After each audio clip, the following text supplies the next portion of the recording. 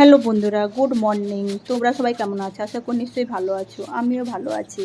তো আজকে একটা তোমাদেরকে নিউ ব্লগ দেখাচ্ছি, ছোটোখাটো ব্লগ, শর্ট ব্লগ। তো আমি ঘরে ঝাড়ু দিয়ে দিয়েছি, তারপরে আমি ছাদের উপর ঝাড়ু দিচ্ছি। ছাদের উপরে বৃষ্টি হয়েছিল, জল দাঁড়িয়েছিল, আধা অংশ আমি ঝাড়ু দিইনি আর আধা অংশ আমি ঝাড়ু দিয়েছি, যেটা শুকিয়ে গেছে সেখানে আমি ঝাড়ু দিচ্ছি। ঝাড়ু দিয়ে তুলে সেগুলো একটা জায়গায় ফেলে দিচ্ছি, নিচে ফেলে দিচ্ছি।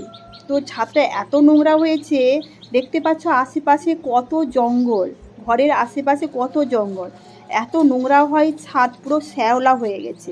তো আমি ভাবলাম একটু পরিষ্কার করে দিই। ছাদ ঝাড়ু হওয়ার পরে আমি চলে এলাম নিচে, ঝাড়ু দিয়ে দিলাম। তো আঙ্গনটা একটু নোংরা হয়ে গেছিলো, পাতা পড়ে আছে, তো ঝাড়ু দিচ্ছি। এই ঝাড়ুটা যদি দেখতে পাচ্ছ, আমি সকাল সকাল বানিয়েছি ঝাড়ুটা দেওয়ার জন্য। ঝাড়ু ছিল না, তো আমি ঝাড়ু নিজেই বানিয়েছি। তো বানিয়ে নিয়ে আমি একটু সামান্য একটু ঝাড়ু দিয়ে দিলাম, কেন পরিষ্কার আছে আঙ্গন। এবার ঘরে পোছা লাগাবো। তারপর আমি ঘরে পোছা লাগাবো।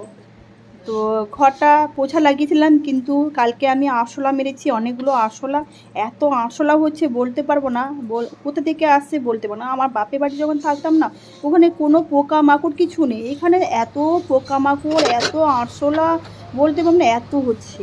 তারপর ঘর ঝাড়ু পোছা লাগিয়ে তারপর আমি চলে এলাম ওই যে হল ঘর বলতে যেখানে খাওয়া দাওয়া হয় সেটা হল ঘর আমরা বলি।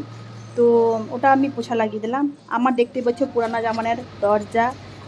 আমার ঘরে আমি কিছুই করিনি, কেন বলো তো, আমি এখানে থাকি না বলে কিছু করিনি।